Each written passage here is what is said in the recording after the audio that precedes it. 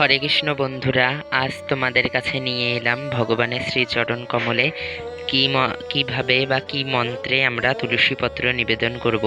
একটি তুলসী পত্র কি মন্ত্রে অর্পণ করব বা একাধিক তুলসী পত্র কি মন্ত্রে অর্পণ করব, এই নিয়ে। তো প্রথমেই দেখো, ভগবানের সকালে মঙ্গল আরতি হয়েছে ভোরে, তারপর অর্চন হয়েছে, স্নান হয়েছে, শৃঙ্গার হয়েছে। এখন আমি নিয়েছি তুলসী পত্র নিয়ে নিয়েছি, আর এখানে চন্দন ঘষে নিয়েছি।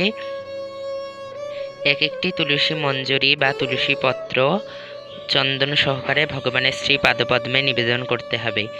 এই দুই আঙ্গুল দিয়ে ভগবানের শ্রীচরণে তুলসী পত্র অর্পণ করতে হবে। তর্জনী আঙ্গুলটা না স্পর্শ করালেই ভালো। প্রথমেই আমি গোপালকে তুলসী পত্র দিয়ে নিচ্ছি। এতানি সচন্দন তুলসী পত্রানি শ্রী গোপালায় নমো নমঃ। এরপর আমি শ্রী ভগবান বলভদ্র দেবকে একই মন্ত্রে তুলসী পত্র দিব। এতানি সচন্দন তুলসী পত্রানি শ্রী বলভদ্রায় নমো নমঃ। এরপর আমি শ্রী জগন্নাথকেও একই মন্ত্রে তুলসী পত্র দিব। এতানি সচন্দন তুলসী পত্রানি ভগবান শ্রী শ্রী জগন্নাথায় তে নমো নমঃ।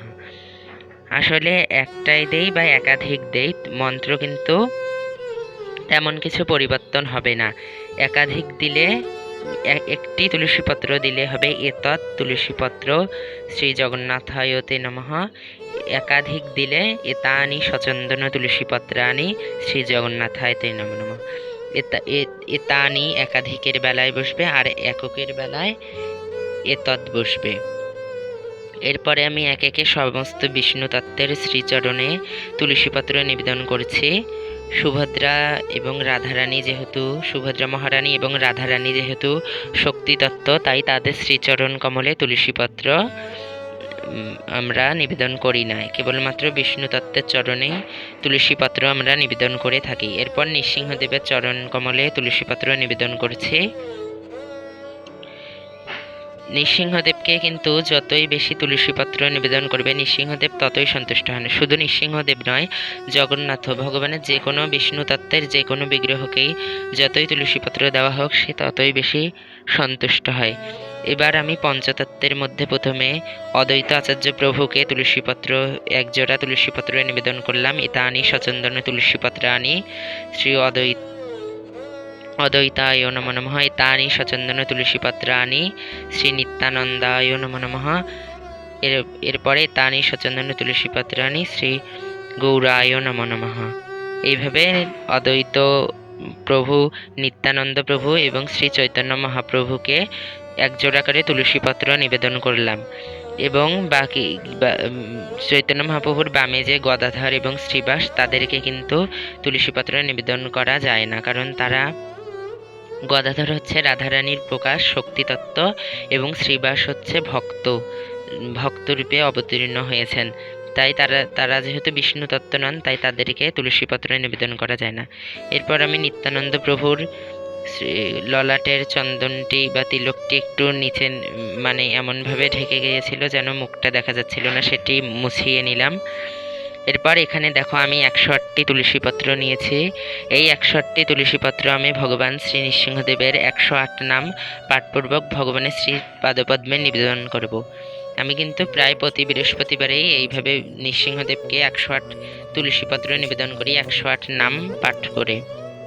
তোমরাও কিন্তু ভগবান নৃসিংহদেবকে যদি 108 তুলসী পত্র নিবেদন করো তো খুব ভালো।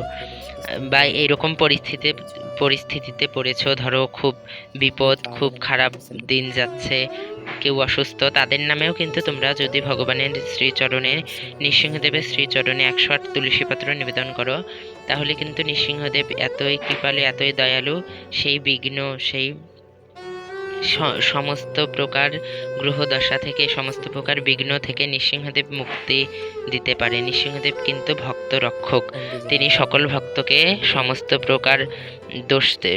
প্রকার দোষ, অসুখ বিসুখ, বিভিন্ন সমস্যা থেকে মুক্তি প্রদান করে। নৃসিংহদেব সবসময় ভক্তদের রক্ষা করে। যাই হোক, আমি সেরকম কোনো কারণে যে তুলসীপত্র দেই তা না, আমি ভগবানের সন্তুষ্টি বিধানে বা প্রীতি কামনার জন্যই 108 তুলসীপত্র প্রতি বৃহস্পতিবার নিবেদনের চেষ্টা করে থাকি। তো আমার নৃসিংহদেবের ছবিটি একটু জায়গার অভাবে, মানে জায়গাটা একটু ছোট হওয়ার কারণে নৃসিংহদেবের ছবিটি একটু উঁচাতে তোলা হয়েছে, তাই নৃসিংহদেবের নিচে যেহেতু একটু ফাঁক রয়েছে সেই জন্যে তুলসী পত্রগুলো ভেতর দিকে পড়ে যাচ্ছিল। ওই জন্য আমি এখন শ্রী জগন্নাথকেই নৃসিংহদেবের 108 নাম পাঠপূর্বক জগন্নাথের শ্রী পাদপদ্মে তুলসীপত্র সমূহ নিবেদন করছি। যেই জগন্নাথ সেই তো নৃসিংহদেব একই। তা আমি এখন ভগবানের শ্রী 108 দিব্য নাম পাঠপূর্বক ভগবানের শ্রী চরণ কমলে 108 তুলসীপত্র নিবেদন করছি। এরপরে আমার অর্চন হয়ে গেছে, এখন পুষ্প দিয়েও ভগবানের অর্চন হয়েছে।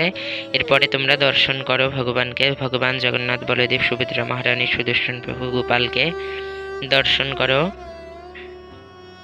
ভগবানের অপরূপ সেই বিগ্রহ, ভগবানের সাক্ষাৎ চিন্ময় স্বরূপ বেশি বৃন্দা দেবী, তুলসী মহারানী, ষড়গোস্বামী বৃন্দ, গুরু পরম্পরা, প্রভুপাদ এবং গুরুদেবকে দর্শন করো এবং এরপর তারামাকে দর্শন করো। আজ বৃহস্পতিবার, ভগবান মহাদেব শিব, বাবা বামদেব এবং তারামা। তো দেখা হচ্ছে আরেকটি নতুন ভিডিওতে। জয় মা তারা।